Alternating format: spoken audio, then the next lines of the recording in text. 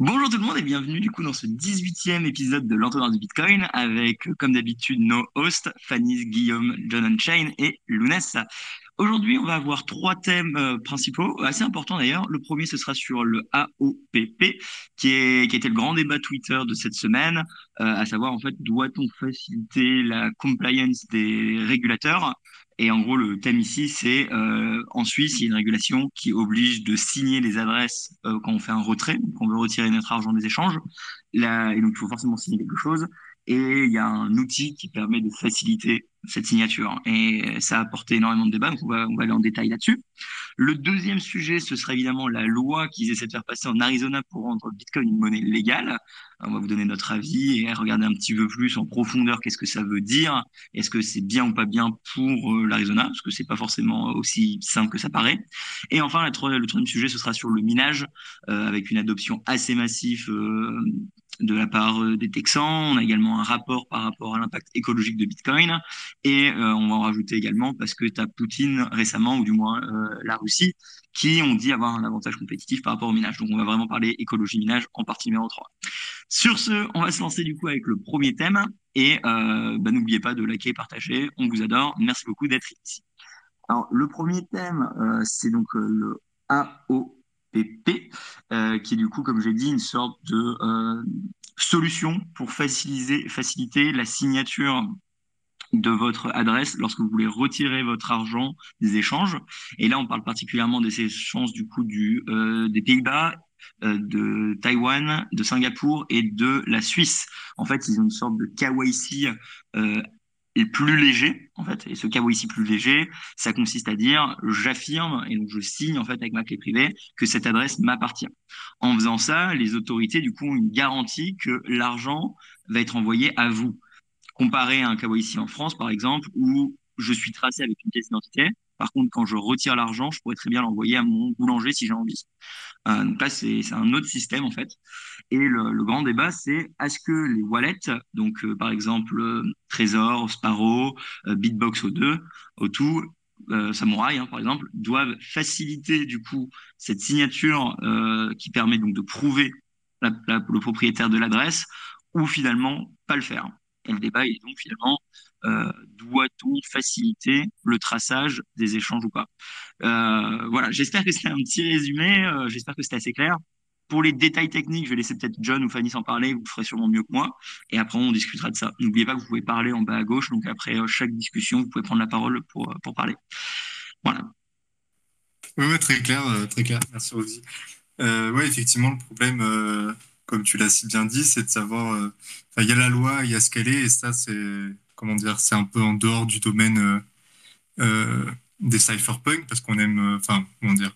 Je pense qu'on est plusieurs ici à se considérer comme cypherpunk et à penser aussi que globalement, c'est l'idéologie qui sous-tend Bitcoin et le développement de Bitcoin.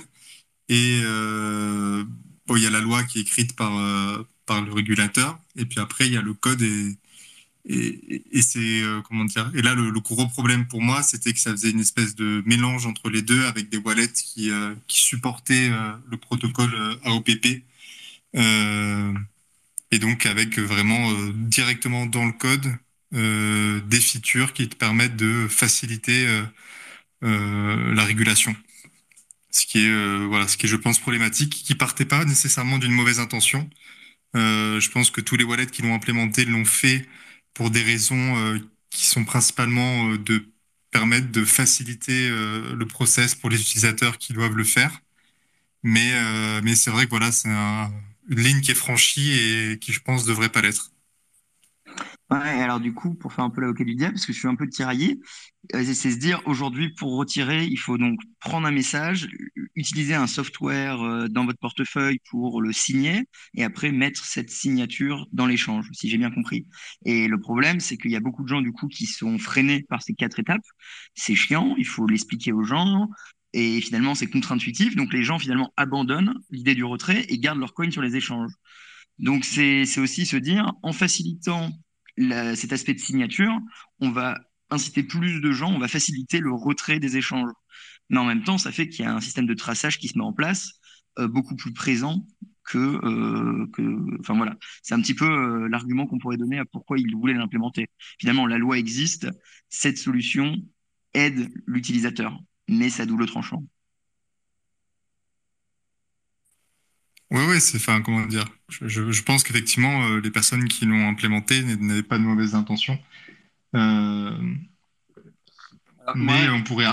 Vas-y, ouais, John, si tu veux. ouais, ouais, oui, je suis pas trop d'accord. Enfin, dans le sens où, alors, enfin, ça a été vendu comme une manière de faire tomber des soi-disant barrières techniques à l'entrée, afin que les gens en fait aient plus de facilité à récupérer la custodie des fonds. Donc ouais, sur le papier, il s'est présenté comme ça. Moi déjà, je pense que ouais, franchement, signer un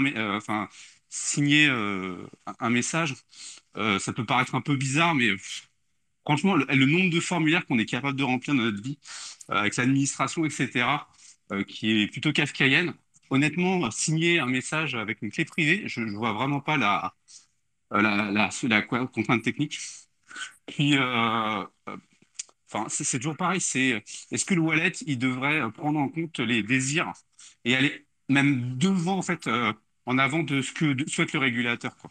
Là, vraiment, c'est comme si tu crées vraiment une fonctionnalité purement pour la compliance, quoi. Et bah, tu commences comme ça. Puis de toute façon, tu dis, de toute façon, c'est opt-in, donc tu choisis de le faire, etc. Mais c'est quand même déjà tu vois, une petite barrière qui a été repoussée. Puis c'est normal, tu vois, c'est devenu normal. C'est la nouvelle barrière. Bon, ok.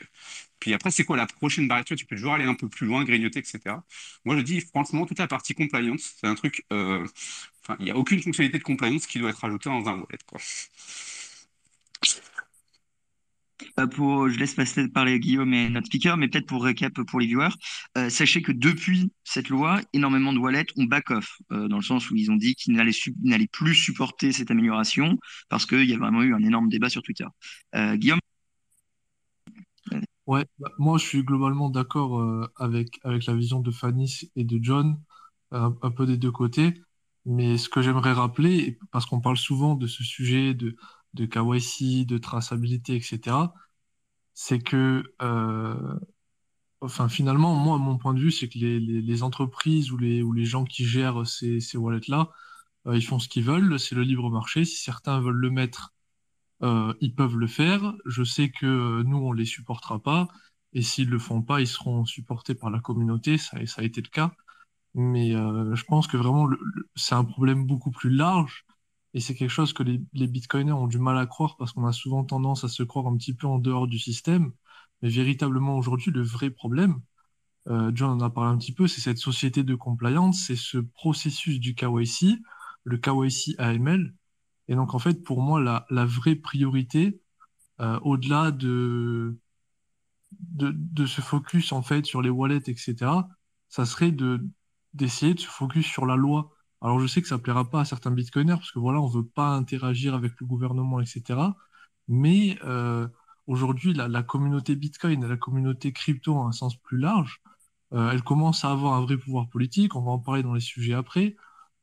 Et donc, bah, je trouve qu'il y aurait un argument à faire pour qu'aujourd'hui les toxiques maximalistes s'opposent d'une manière concrète au KYC et pas seulement à dire que c'est de la merde et qu'on essaie vraiment de trouver des solutions pour qu'un jour on puisse espérer qu'il y ait des projets de loi dans certains pays qui fassent qu'on en termine en fait avec ces lois totalement draconiennes autour du KYC. Random, vas-y. Bonjour tout le monde. Je voulais poser en première question parce que j'avais vu du coup au PP, mais j'avais pas trop suivi. Est-ce que les données de la signature, donc l'adresse, etc., est disponible on-chain ou c'est encore du coup toujours, enfin le CEX qui détient les données? Et je voulais dire que je suis aussi contre du coup tout ce qui est KYC parce que nous on est, enfin Bitcoin c'est une monnaie pair à pair qui est censée être accessible à n'importe qui. Donc, ça veut dire que t'es pas censé déposer tes papiers pour pouvoir faire un compte. Et c'est clair que c'est dommage que les gens aiment bien le KYC, s'ils disent que oui, régulation, bah, c'est adoption, bah oui, mais c'est aussi destruction à ce moment-là. Pour ta question, c'est purement off-chain, hein. Tout ce qui est fait, la signature, et c'est passé, et le résultat de la signature est passé en fait à travers une communication avec le site web. En fait, AOPP, enfin schématiquement, c'est un lien. Tu cliques en fait, tu es sur le site, peu importe hein, de ton broker favori pour faire du DCA. Au bout d'un moment, il te dit de vérifier ton adresse, tu cliques dessus, ça t'ouvre ton wallet compliance AOPP et en fait, ça te fait la signature en un bouton, enfin en un clic en gros. Donc tout ça, c'est purement off-chain, hein. Il n'y a pas d'identité il n'y a pas de transaction qui est réalisée à l'issue de ça, quoi. Ok, bah merci beaucoup. Tu as raison, du coup, c'est demander l'autorisation d'avoir le droit de retirer l'argent dans ton portefeuille. Ce qui est pas du tout Bitcoin, hein, mais bon. Julien, vas-y. Oui, moi j'avais toutes petites remarques. La première, c'est qu'en fait, ce système, il marche pas. Parce qu'en fait, la signature du wallet, bah, en fait, n'importe qui peut le faire. Pas forcément le déteneur du compte du CEX. Donc moi, si j'ai envie d'envoyer des bitcoins depuis mon CEX à quelqu'un d'autre, oui, il m'envoie la signature de son wallet et voilà. Donc en fait, de A à Z, cette régulation elle est stupide. Donc le premier problème, oui, c'est la régulation, elle est stupide, elle est inefficace et on peut la contourner. Enfin, voilà, Bitcoin c'est permissionless, donc on pourra toujours faire des signatures. Pourquoi ils ont pensé ça à la base en faisant les régulations? C'est parce que, bah, comme tous les régulateurs, ils ont fait des régulations sans connaître rien du tout du sujet et ils sont allés YOLO. Et c'est vrai que les maximalistes, et en Suisse, on s'oppose à ce genre de trucs, on essaie de leur expliquer, et au fur et à mesure que les années passent et que Bitcoin enfin, ça s'insère dans la culture générale, les régulateurs commencent à comprendre un petit peu toutes les erreurs qu'ils ont pu faire. Après, ça ne reste que de la régulation, c'est pas de la loi. C'est juste de la régulation, donc il y a pas, c'est un domaine plus souple. Donc c'est des choses qui certainement en Suisse, ça finira par sauter parce qu'ils savent bien que techniquement c'est stupide, tu peux le contourner. Il n'y a aucun moyen de vérifier que c'est vraiment une adresse qui appartiendrait à quelqu'un. La seule chose qu'on Ouais, en fait, ce que j'avais compris, moi, c'est que je suis d'accord qu'on peut contourner, je suis d'accord avec ce que tu dis, mais l'idée, c'est que du coup, c'est illégal de pas mettre ton adresse et ça donne une garantie à l'État et aux analyses de traçage que finalement, cette adresse devrait t'appartenir. Donc, même oui, si tu envoies l'argent à quelqu'un d'autre, oui, mais finalement, ils peuvent dire, oui, tu as menti, tu as triché, c'est ton argent, je te trace, tu vois. oui, mais Alors qu'en France, ils ont un doute possible que tu l'as envoyé ailleurs. Ils n'ont pas une garantie que c'est à toi. Oui, mais par exemple, si on compare, oui, par exemple, ces systèmes-là, c'est des systèmes qui fonctionnent sur certains échanges en Suisse et en Hollande, ou notamment en BT. Alexis n'est pas là, mais il voulait passer, mais je crois qu'il n'a pas le temps. Oui, ils demandent une signature de l'adresse pour valider un wallet. Mais à la limite, eux, ils l'ont plus fait dans l'esprit. Comme ça, tu ne te gourres pas d'adresse. Et au moins, on l'envoie à quelqu'un qui sait le faire. Donc c'est plus dans cet esprit-là qu'ils ont implémenté cette fonctionnalité, mais c'est pas OPP, hein, ils demandent juste la signature. Après, Bull Bitcoin au Canada, eux, c'est dans les termes du service, dans les TOS, où ils disent, bon, bah, tu nous donnes une adresse, ça veut dire que c'est la tienne. Si tu as menti, bah, c'est ton problème. Mais il n'y a pas besoin d'une signature dans ce cas-là, c'est juste un contrat. Et c'est la présomption d'innocence, hein. On demandait plus que ça, c'est de la présomption de culpabilité.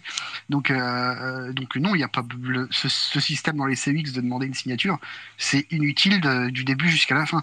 Après, ça a été proposé parce que la boîte qui fait ça, 21 Analytics, qui est une boîte à Zug, bon, bah, ils ont monté leur business sur ces types de régulations que sont la travel rule et tous ces petites régulations qu'il y a autour du comment KYC tous les coins.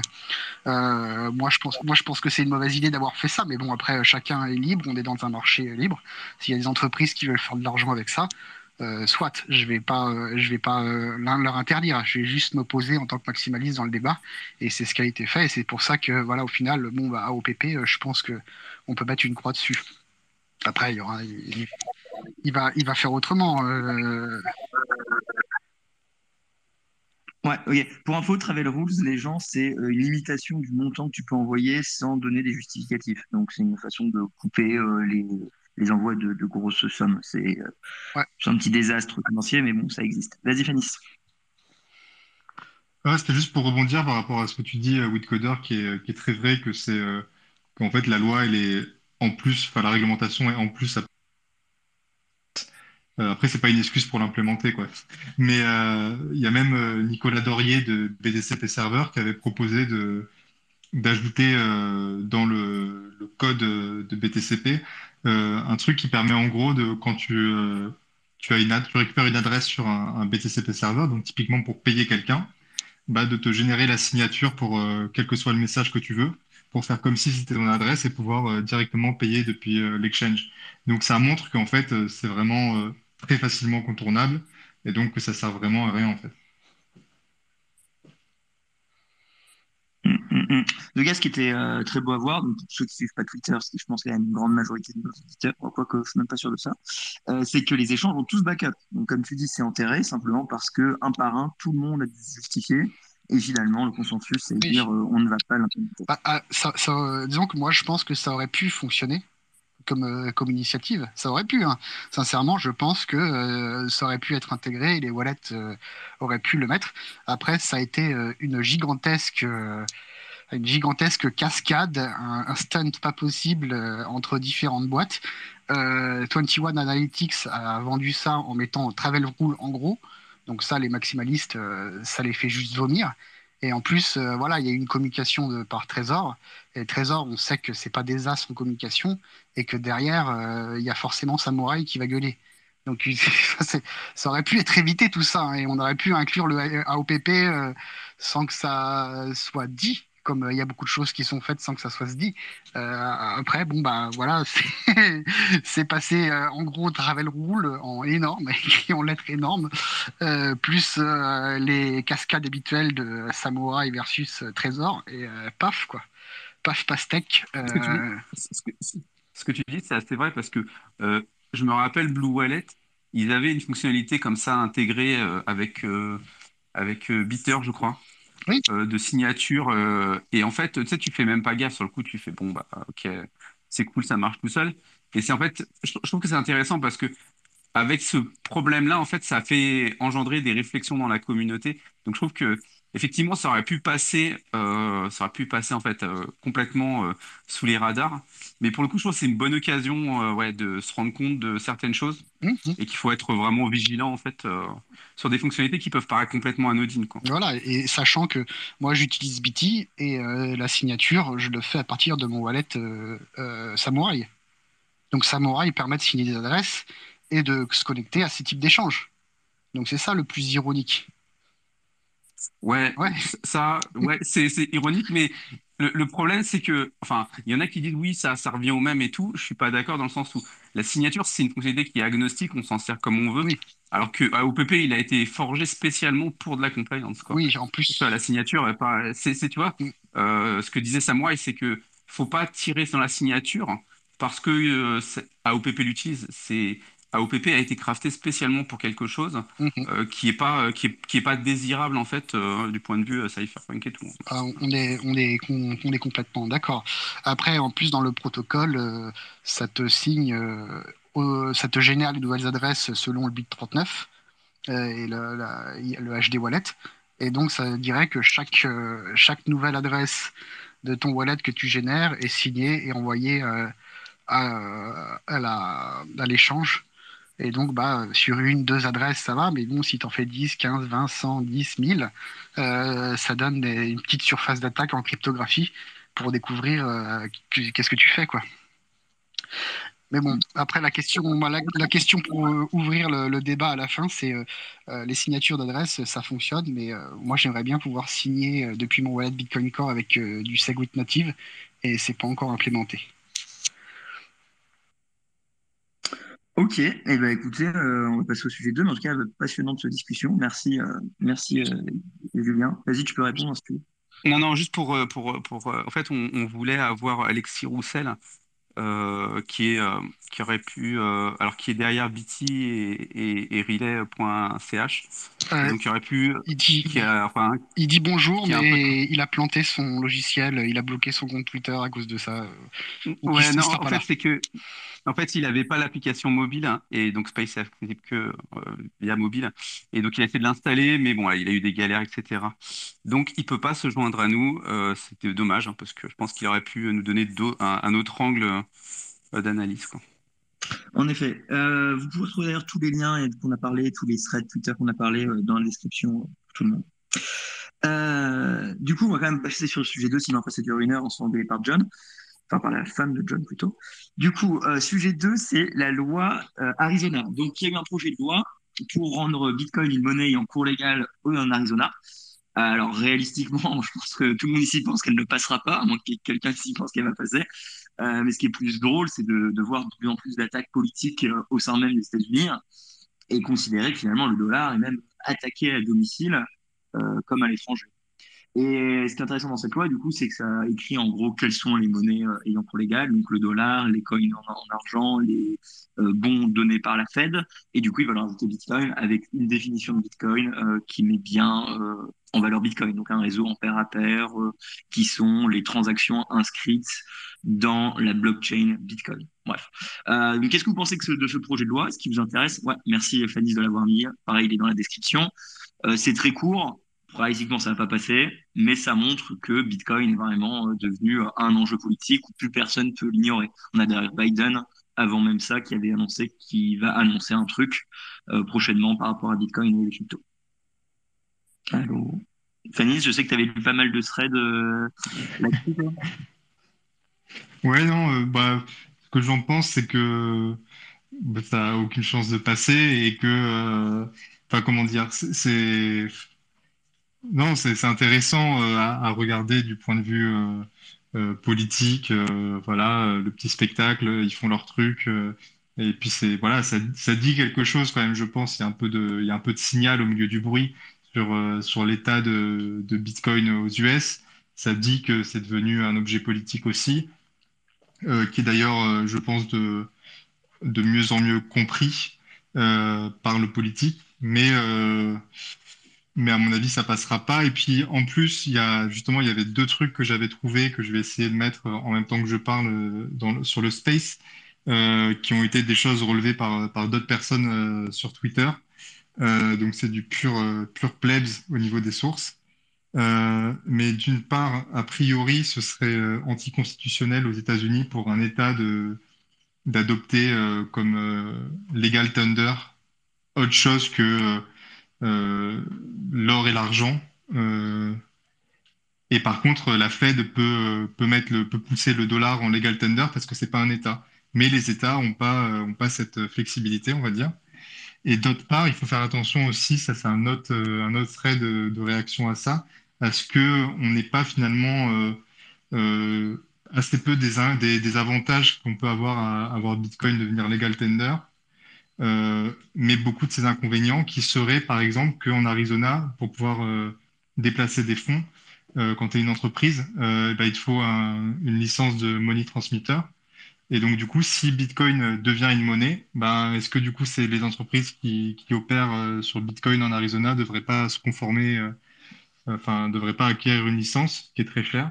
Et puis après, bon, il y a comment dire, il y a l'objection qui est classique et qui était déjà vraie pour El Salvador, qui est que ben, Bitcoiner, à mon avis, c'est plutôt pro liberté. Et donc, ben, comme toujours, ça fait jamais vraiment plaisir de voir quelque chose qui est mandaté par décret.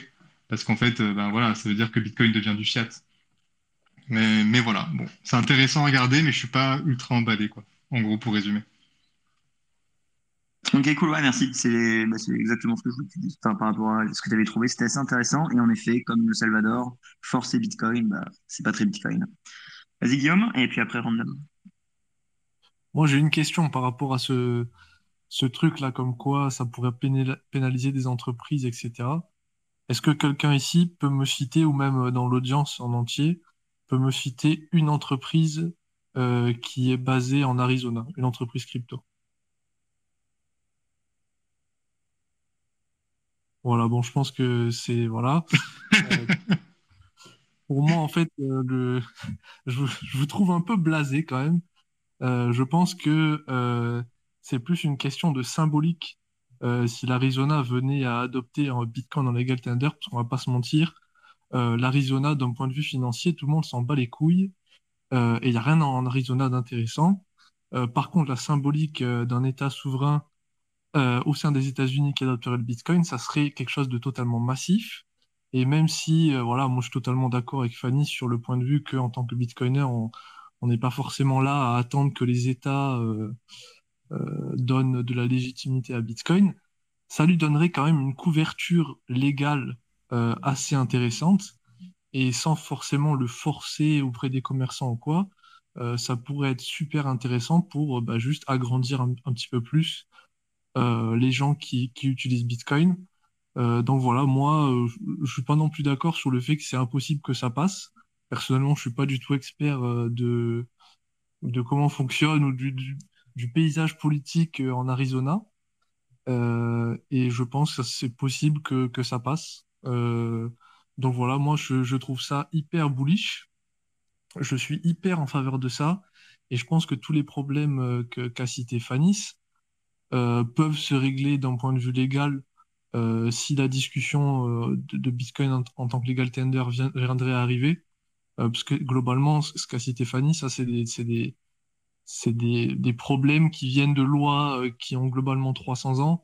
Donc, si on vient adopter Bitcoin, je pense qu'on les changera également. Donc, voilà, voilà.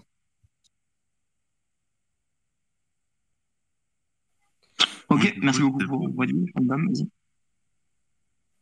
ouais, du coup, c'était pour parler aussi un peu des lois, etc. Moi, ce que je trouve, enfin, j'espère que ça va pas se produire dans le futur, mais j'espère que Bitcoin ne va pas être trop utilisé par des groupes politiques ou de la politique, parce que justement, Bitcoin, à la base, on est vraiment sur un côté où on utilise un outil, etc. Et aujourd'hui, quand on voit qu'il y a du lobbying ou certaines choses pour aider Bitcoin, on se dit bon, ça peut être pratique, etc. Mais est-ce qu'on peut pas avoir le risque qu'après les Bitcoiners soient reconnus plus comme un groupe que une personne justement qui utilise l'outil Bitcoin, quoi. C'est déjà un petit peu le cas, je pense. Ouais. Moi, par rapport à ça, ouais, je veux rebondir. C'est intéressant ce que tu dis parce que de plus en plus, enfin, comment dire, je sais pas si c'est de plus en plus, mais en tout cas, il y a quand même une étiquette un peu entre guillemets extrême droite ou conservateur aux États-Unis qui est attachée à Bitcoin. Et moi, c'est plus ça qui m'inquiète entre guillemets, c'est la perception du public qui est instrumental. Enfin voilà, c'est bon, c'est du bullshit qui est mis en avant par on sait qui. Mais du coup, je suis pas opposé au fait qu'il y ait une récupération politique par d'autres groupes, par exemple les groupes progressistes aux États-Unis. Parce que finalement, je pense que Bitcoin est pour tout le monde et que les valeurs de Bitcoin, bah, à part si vous êtes un despote qui a envie d'extraire l'intégralité de la richesse de son pays et de sa population, bah, finalement, tous les bords politiques, en théorie, sur ce qu'ils affichent comme valeur à l'extérieur, s'y retrouvent. Et donc, pour moi, le fait que le politique s'en empare aujourd'hui peut permettre d'aplanir le paysage politique autour de Bitcoin si tous les bords politiques se rendent compte que c'est intéressant pour eux de s'en emparer et du coup, ça égalise un peu le terrain, on va dire. Parce qu'aujourd'hui, c'est vraiment connoté. Et donc, il y a ce type d'initiative là. Justement, il y a un petit article d'opinion qui est paru dans USA Today, publié par justement des bitcoiners progressistes, et qui est assez intéressant, je trouve, parce que justement, il explique, enfin voilà, il essaye de remettre l'église au centre du village et de dire, c'est pas un truc juste de mecs de droite, c'est un truc de mecs qui aiment bien la liberté, qui pensent que il faut un système financier inclusif où vous n'allez pas vous faire refuser un accès à la finance mondiale parce que vous êtes black, parce que vous êtes homosexuel, quoi. Euh, enfin, je pense que voilà, c'est intéressant qu'il y ait une appropriation politique, même si 100% d'accord avec toi que ça doit rester juste un outil autant apolitique que possible. Mais c'est parce que c'est un outil apolitique que justement le politique peut s'en emparer et le politique de tous bords.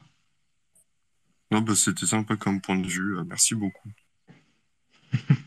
Ah, s'il faut ajouter un dernier truc pour revenir un peu sur ce que tu disais, Guillaume, enfin, par rapport à ce que ça peut passer ou pas, pour moi, c'est plus genre l'une des premières tentatives Et il y en aura plein d'autres, mais ça fait vraiment un clash entre les États et le pouvoir fédéral en fait.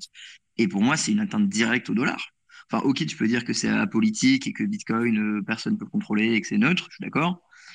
Mais du point de vue de Washington, ça envoie quand même un énorme signal au marché si jamais ils laissent passer cette initiative. Donc pour moi, en fait, je sais pas comment ça se passe en Arizona la loi, mais je pense que c'est un thème encore au-dessus. Tu vois, ça va être une intervention directe de Washington parce que c'est un peu comme si maintenant il y a un vilain petit canard qui décide de faire comme le Salvador. Tu vois.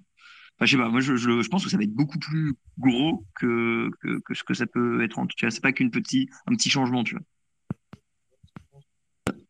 Guillaume, on t'entend pas. Tu peux essayer de remettre le micro ou faire quelque chose? Allô, allô?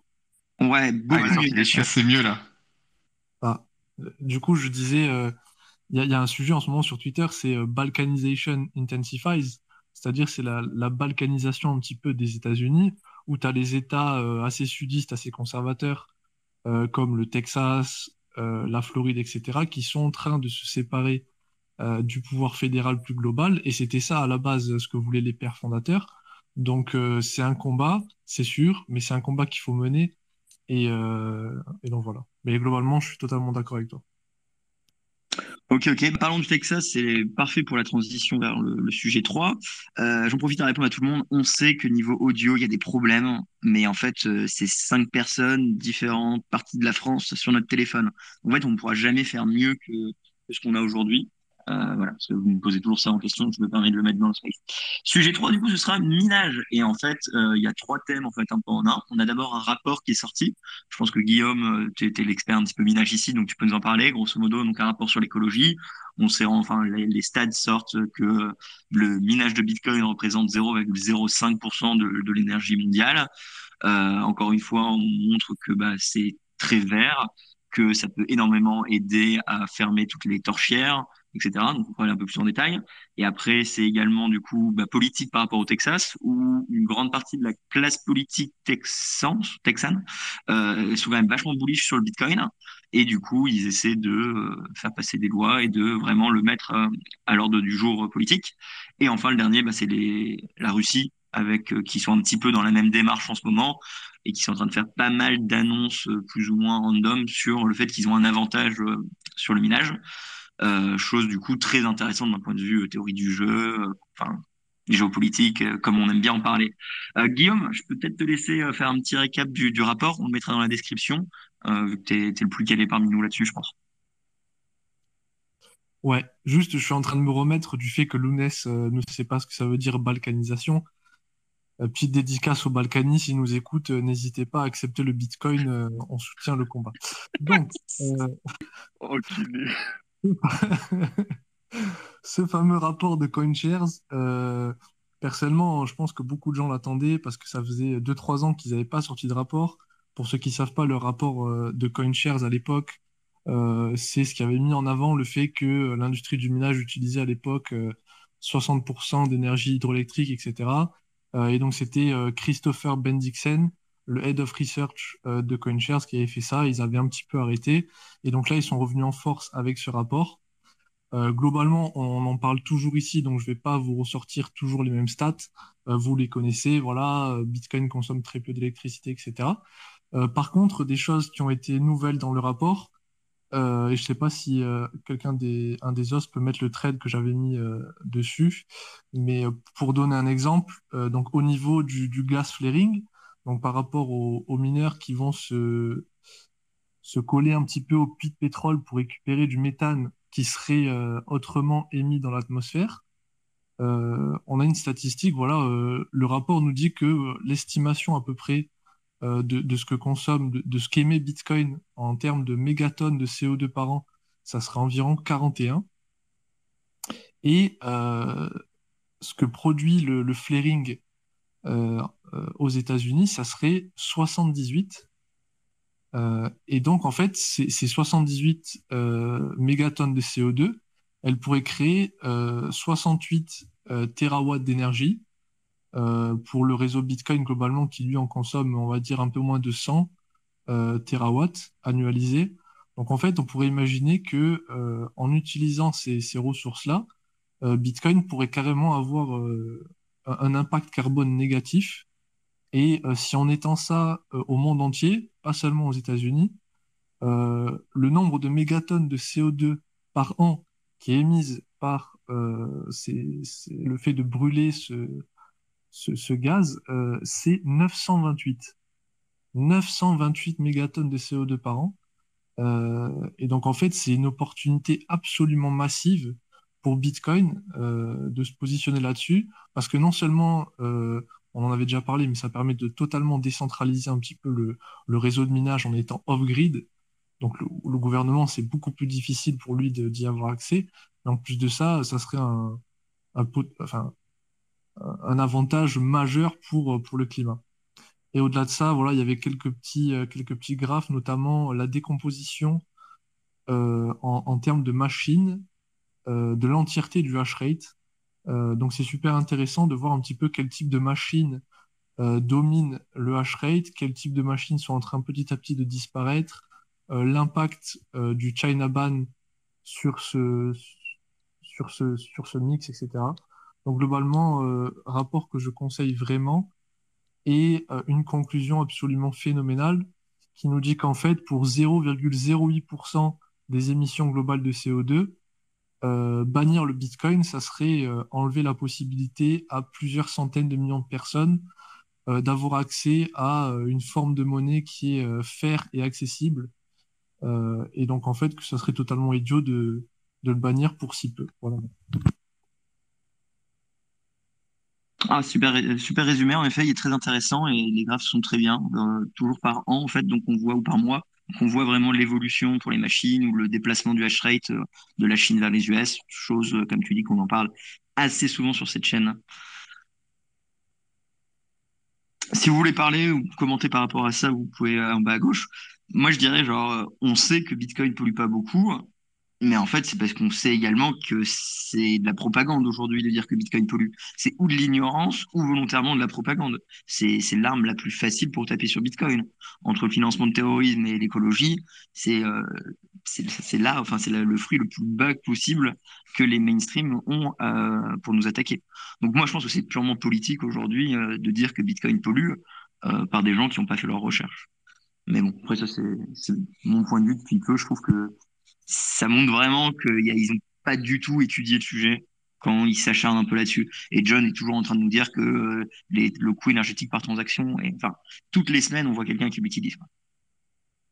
Carrément. Après, peut-être que Fanis, lui, il a un avis différent, parce que lui, c'est plutôt DPoS avec Solana, etc.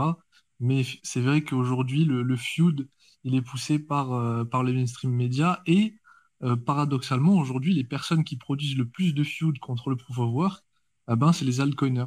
Donc, je suis pas là forcément pour cracher sur tous les gens, tous les altcoiners, mais c'est pour dire qu'aujourd'hui, behind the scene, entre guillemets, au niveau des régulateurs, les gens qui publient des rapports contre le proof of work, eh bien, c'est des gens qui vont financer des universitaires, etc. Et donc, c'est la fondation Ripple, c'est Consensus, c'est des gens comme ça, c'est FBF de FTX qui vont faire des choses comme ça. Donc, c'est très dommage. C'est quand même rigolo comment on est arrivé dans l'ère du lobby Bitcoin. Enfin, franchement, tu m'aurais dit ça il y a 5 ans, j'aurais jamais cru que c'était aussi rapide. Enfin, c'est bluffant, surtout aux US. J'avoue qu'en France, on le voit beaucoup moins. On a récemment peut-être un député qui a dit qu'il prendrait son salaire, un Belge, je pense, qui a dit qu'il prendrait son salaire en Bitcoin. Mais réalistiquement, nous, c'est peanuts comparé aux US. Donc c'est très intéressant de voir comment eux ils vont s'adapter et est-ce qu'on va suivre ou est-ce qu'on va aller à l'opposé de l'évolution Bitcoin.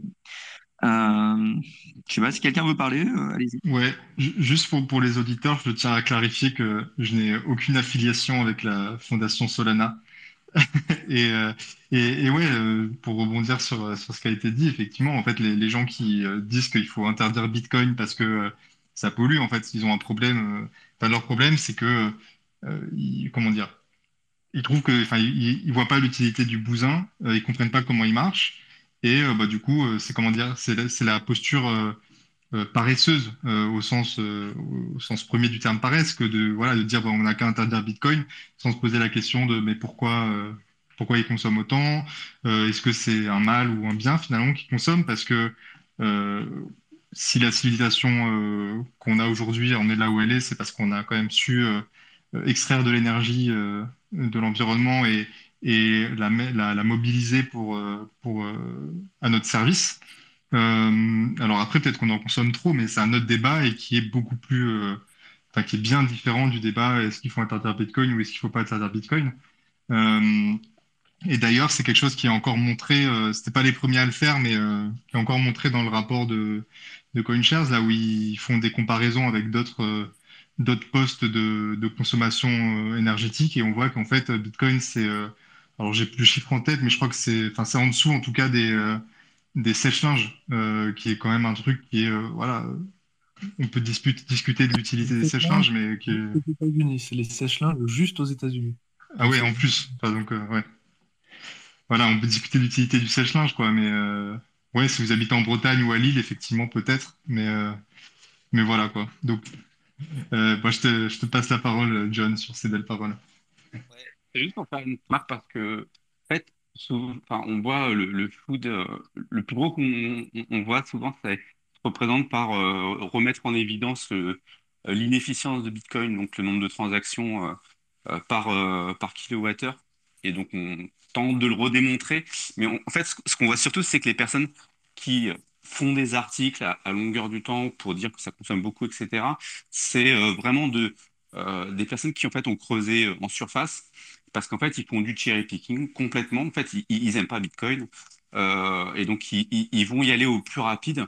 Et ça se voit vraiment quand tu vois ce type d'argument. Dès que dans un article, vous voyez ce type d'argument, nombre de transactions, enfin, l'énergie consommée par une transaction, c'est tout de suite, ça démontre que la personne, en fait, elle s'est pas du tout intéressée. Elle a juste pris, en fait, un argument très rapide qui revient assez régulièrement et depuis de nombreuses années. Donc ça, c'est quand même assez révélateur.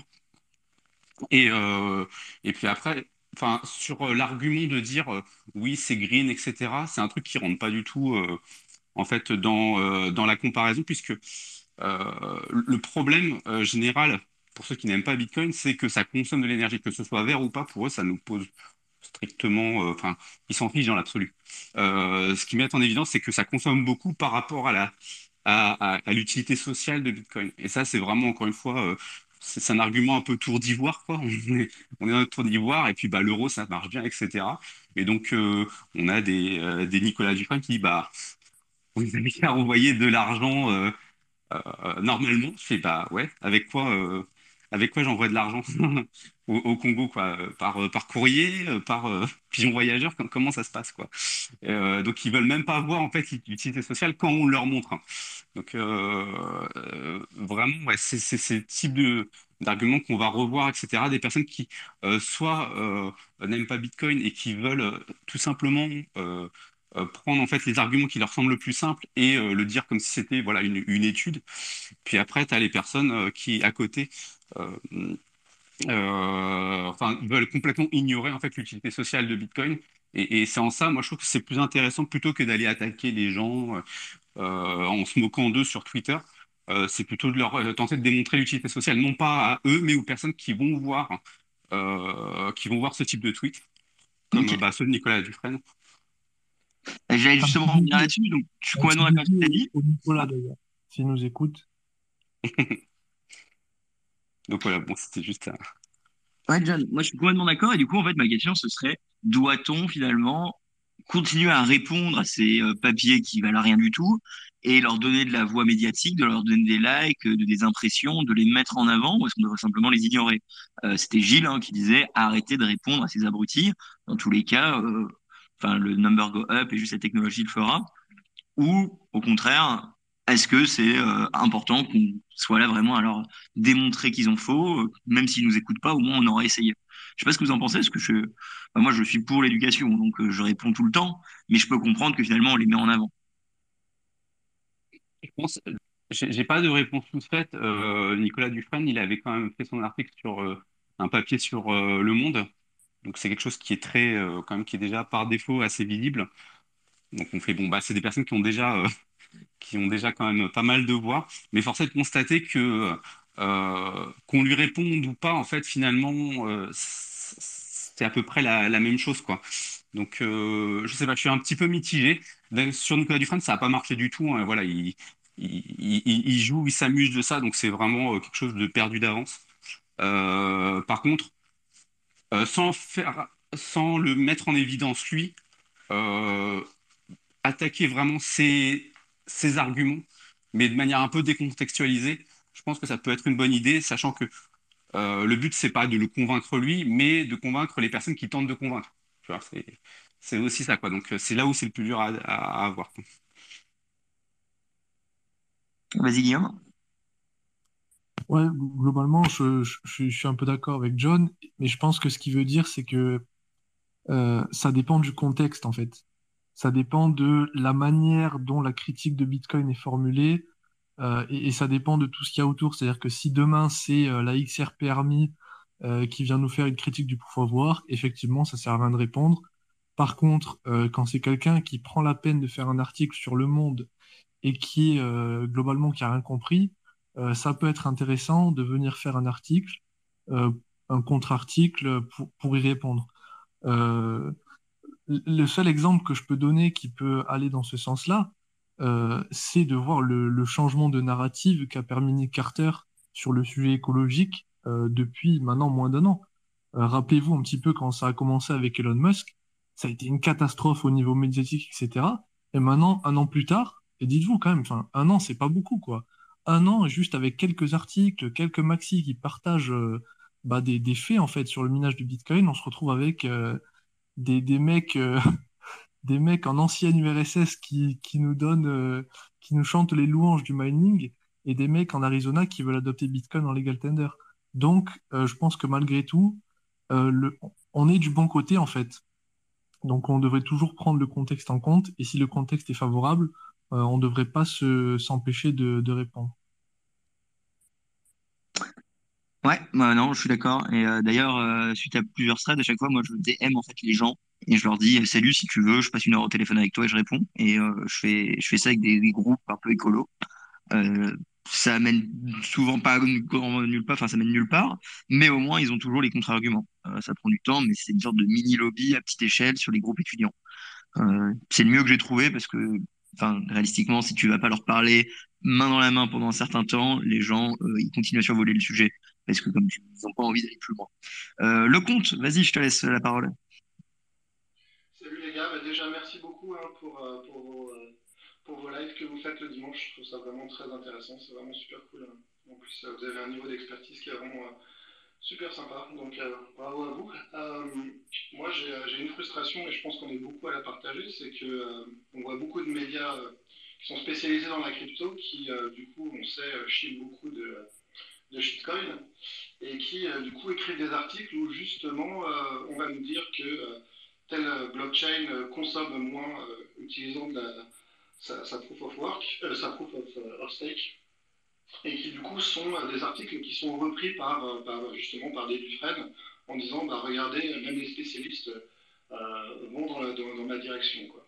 Donc est-ce qu'on n'est pas en train, la communauté crypto, scier notre propre branche? Mais c'est peut-être volontaire, parce que tu sais très bien que le média à 100% crypto, il n'a pas un grand chiffre d'affaires sur Bitcoin, il a même quasiment rien. C'est pas ça qui fait les likes, c'est pas ça qui fait les vues. Donc finalement, lui, mettre en avant les autres, il aura plus d'engagement. Cracher sur Bitcoin, bah, ça gêne pas grand monde. Et lui, il est très content qu'un Nicolas Dufresne leur tweet. Donc c'est dans leur intérêt de faire du drama. Mais ça me frustre également, hein, mais je pense que c'est fait exprès, moi.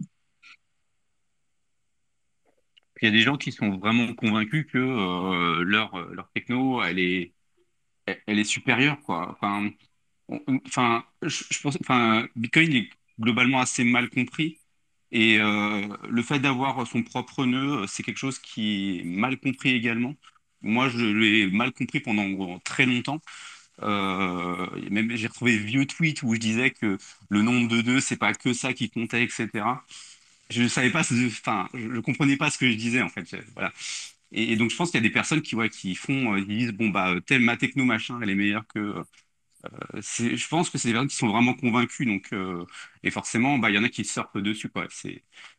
On va dire entre guillemets, ce sont les idiots utiles pour ces personnes quoi. Il faut jamais oublier aussi qu'on parle plus quand on connaît le moins. Ça, c'est une phrase, je sais pas exactement quoi la tournure, mais ça marche plutôt bien sur Bitcoin. Ceux qui sont le plus vocaux, ils ont souvent le moins bien compris la techno. Et ceux qui ont très bien compris, ils font des longs threads et ils parlent pas beaucoup, tu vois. Mais bon. Culpa Si vous- Colombia. Pardon. What? On t'a pas entendu, ouais. J'ai pas bien entendu. Ok, merci Guillaume. Si quelqu'un d'autre veut rajouter, en bas à gauche, on peut parler. Sinon, ça fait déjà 1 heure, donc on va gentiment clôturer. Si vous avez une dernière remarque, les mecs, allez-y. Et merci beaucoup à Est-ce tous qu'on de a, rester. C'est assez on- incroyable d'avoir réussi à faire un podcast à 5 quand même. C'est un peu chelou comme concept.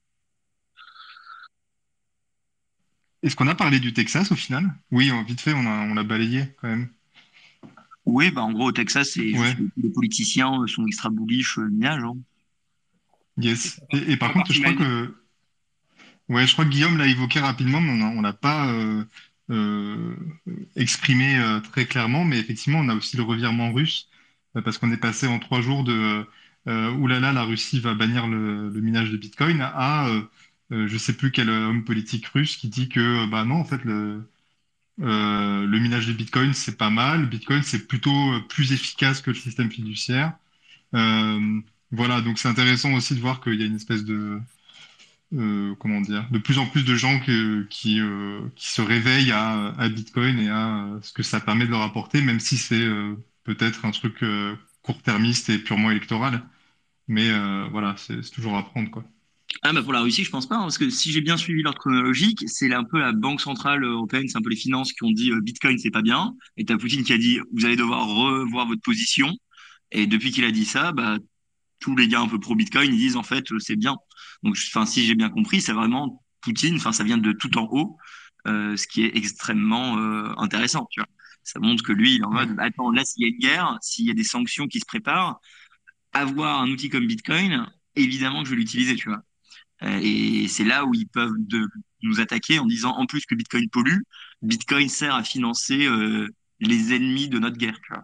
Genre on est en guerre face à l'Ukraine ou la Russie, peu importe, même si c'est une fausse guerre, ils vont l'utiliser cet argument. Attention à ne pas confondre l'inclination euh, plutôt positive du gouvernement russe par rapport au minage de Bitcoin avec le Bitcoin. C'est-à-dire que ce qui a été mis en avant aujourd'hui, c'est l'utilité du proof of work pour les énergies grids russes et plus globalement pour l'industrie russe. De là à penser que la Russie, même si ça serait dans son intérêt, je suis totalement d'accord avec toi, en termes de sanctions, etc., d'utiliser Bitcoin, je pense qu'on est très loin de ça. Et attention à pas tomber dans ce piège. Moi, je pense qu'on va dans un futur où une bonne partie du hash rate va être en Russie. Je pense qu'il y aura des régulations plutôt favorables aux mineurs en Russie, mais je pense pas que on verra le même accueil en fait qu'a reçu Bitcoin au Texas, où c'est vraiment un fit parfait avec les valeurs texanes. Donc voilà, juste une petite remarque par rapport à ça. Nickel, merci. Hardist, vas-y. Non, mais comme c'est la fin, je voulais juste remercier les speakers, sur très intéressant. Et surtout, merci à certains d'entre vous qui sont sur cette ligne de supporter mes questions de merde en DM à 2 heures du matin, ça fait plaisir. Vous êtes des sucres, finalement. Merci à toi. Et Avec plaisir. Hein. bon, bah, sur ces belles paroles, je pense qu'on va clôturer. Je vous remercie d'être avec nous du coup tous les dimanches. Hein. Franchement, l'audience grossit, ça fait extrêmement plaisir. On en parle souvent d'aimer entre nous, c'est beau cette communauté. Merci beaucoup à tous mes Patreons. Certains sont ici. C'est grâce à vous que le projet Découvre Bitcoin avance. Vous pouvez retrouver tous nos podcasts sur les plateformes que vous préférez et évidemment sur YouTube si vous voulez mettre des commentaires. Voilà.